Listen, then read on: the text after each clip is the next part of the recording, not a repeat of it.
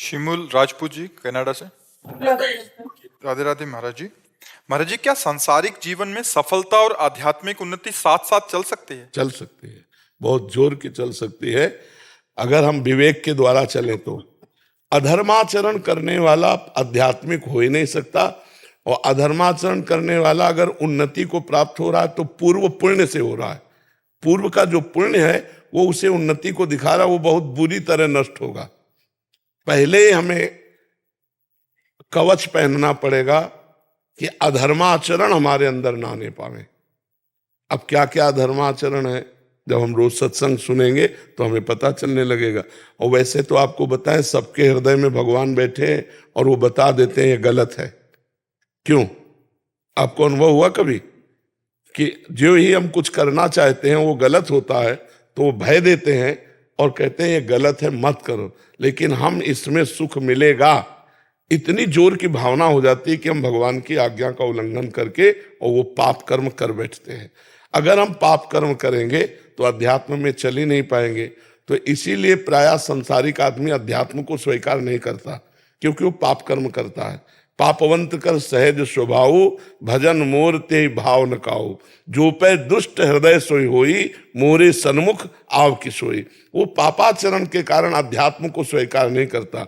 यदि पापाचरण त्याग कर दे तो अध्यात्म और सांसारिक उन्नति साथ साथ चलती जाएगी। चक्रवर्ती सम्राट महाराज अम्बरीश जी थे और महान भागवत भी थे।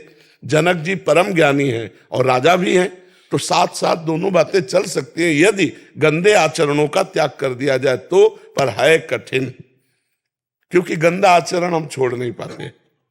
गंदा आचरण होता कब है? जब हम मन के अनुसार चलते हैं। और गंदा आचरण छूटता कब है? जब हम शास्त्र के अनुसार चलते हैं। तस्मात् शास्त्रम प्रमाणमते कार्याकार्यो व्यवस्थितो। कार्य और अकार्य की व्यवस्था शास्त्रों में की गई। तो सब शास्त्रों का ज्ञान ना हो तो संतों का संग करो, तो वो सार बातें आपको सत्संग में सुनाते रहेंगे तो आपका ज्ञान प्रकाशित होता रहेगा। अगर हम शास्त्रीय ज्ञान के अनुसार अपने कर्म का अनुष्ठान करें, अब जैसे आप कोई पदाधिकारी हैं, आपको पता है घूस लेना कानूनी अपराध है और भागवतिक भी अपराध है, लेकिन कौन मानता है? आप विचार करो। आपको पता है कि निर्दोष को बख्शना और दोषी को दंड देना यही हमारा कर्तव्य है, लेकिन कहां कर्तव्य का पालन करता है? क्या वो नहीं जानता है पाप कर्म है? अब वो कहे कि हमें आध्यात्मिक भी उन्नति कर ले और लौकिक भी उन्नति कर ले, तो लौकिक आ गया, लेकिन ये जब फूटेगा इसका जहर तो पूरा वंश को बर्बाद कर देगा। तो पहले तो धर्माचरण पे चलना सीखा जाए तो हम आध्यात्मिक उन्नति को प्राप्त कर लेंगे।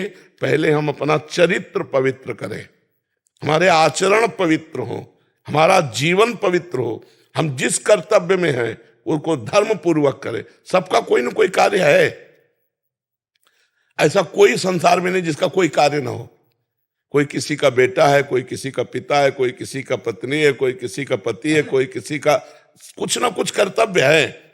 अपने कर्तव्य का पालन करते हुए धर्म पूर्वक यदि भगवान का नाम जप करते हुए चला जाए तो आध्यात्मिक और लौकिक दोनों उन्नति उसकी समान भाव से बढ़ती चली जाएंगी और बड़ा आनंदमय जीवन हो जाएगा, बड़ा आनंदमय जीवन हो जाएगा।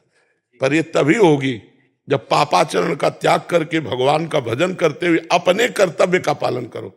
हम चाहे जितने बीमार हो, चाहे जितना कष्ट हो, पर हमारी ड्यूटी है आपसे बात करना, तो हम अपनी ड्यूटी को कोशिश करते हैं कि कभी हमारी छुट्टी ना हो। तुम्हारी तो छुट्टी भी होती होगी शनिवार इतवार, हमारी शनिवार इतवार ज्यादा ड्यूटी रहती है, क्योंकि तुम्हारी छुट्टी रहती है ना, तो हमारी ड्यूटी जोरदार हो जाती है। अपने कर्तव्य का धर्म पूर्वक पालन। तो तुम्हारा जो प्रश्न है कि लौकिक और आध्यात्मिक दोनों उन्नति अगर चाहिए तो पहला होगा चरित्र सही करो और धर्म से चलो, और दूसरों को शोषण करने की वृत्ति जो अंदर होती है उसका त्याग कर दो, अपने आप सब ठीक हो जाएगा। समझ पाए बच्चा? महाराज जी, धीरे धीरे इसका बहुत ज्यादा बढ़ रहा है महाराज जी, लोलुपता। ब्रह्मा जी ने सतयुग, त्रेता, द्वापर, कलयुग, ये चारों पुत्र हैं युग ब्रह्मा जी के, चारों को बुलाया और सतयुग से कहा देखो हमारी सृष्टि में नरक भी है, तो उस पर भी ध्यान देना। तो सतयुग ने साफ मना कर दिया कि हमारे शासन काल में कोई भी नरक नहीं जाएगा। त्रेता से कहा तो त्रेता ने कहा बड़े भैया जैसे चलेंगे वैसे ही हम चलेंगे। द्वापर से कहा द्वापर ने कहा आपकी आज्ञा का हम पालन करने की कोशिश करेंगे। कलयुग ने कहा, तो कलयुग से जब कहा कि तुम नरक की, तो उन्होंने कहा पिताजी आप निश्चिंत रहो। जैसे बड़े भैया ने कहा ना कि हमारे राज्य में कोई नरक नहीं जाएगा, तो हमारे शासन काल में चूक हो जाए तो कोई स्वर्ग या भगवान को प्राप्त करे, सीधा नरक है, सीधा नरक। अब देखो नरक वाली बातें हो रही नहीं हो रही, बेईमानी, नाना प्रकार का छल कपट, सब जितने, कोई ऐसा बिरला होगा जो शराब न पीता हो, मांस न खाता हो, पराई स्त्री से व्यभिचार न करता हो, नहीं तो बच्चापन से ही शुरू हो गया, गर्लफ्रेंड बॉयफ्रेंड सब, ये नरक के सर्टिफिकेट है। त्रिविधम नरकस्येदम द्वारन नाशन मात्मना कामा क्रोधा तथा लोभा तस्मा देत्रयम तजेत। ये नरक जो है रास्ता है, काम क्रोध लोभ, यही रास्ते हैं। और इनसे बच कौन रहा है? जो भगवान का भजन ईमानदारी से सत्यता से कर रहा है, ड्रामे वाला भी नहीं, ईमानदारी से जो चल कर।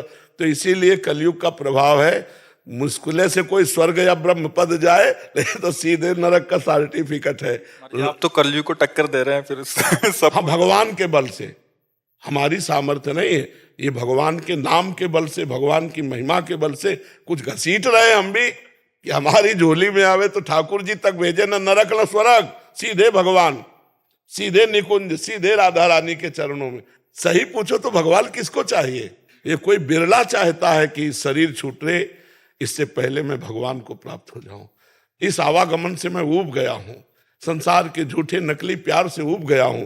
हे प्रभु, मैं आपको प्यार करना चाहता हूं, आपको पाना चाहता हूं। ये कोई बिरला हृदय में होगा जो परम पवित्र होगा।